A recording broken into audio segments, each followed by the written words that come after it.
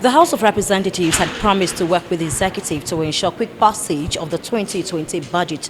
And following through on this promise, representatives had on Thursday considered and adopted the medium-term expenditure framework laid before the House by the Committees on Finance and Appropriations. $57 per barrel as crude oil benchmark price was adopted for the 2020 fiscal year. The committee recommends the adoption of $57 per barrel. The committee recommends the adoption of 2.18 million barrels per day as daily production output in 2020. The revenue target of the Nigeria Customs Service has been increased from 942 billion to 1.5 trillion naira in 2020.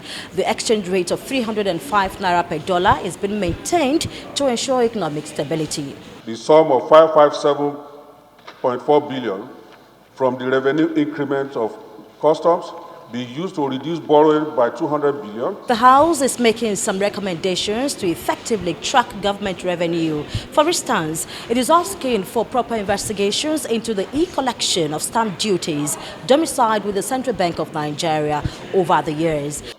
The Debt Management Office should put more efforts and strategies in managing the foreign local debts. Recommendation 7, Recommendation 8.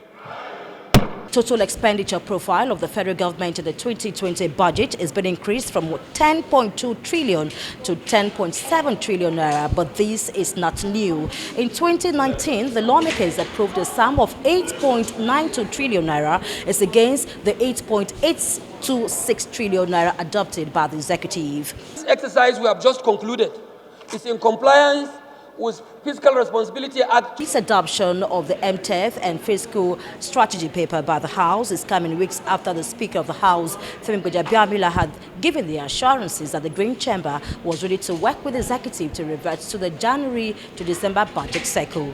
From the National Assembly, Grace Ike, STV News.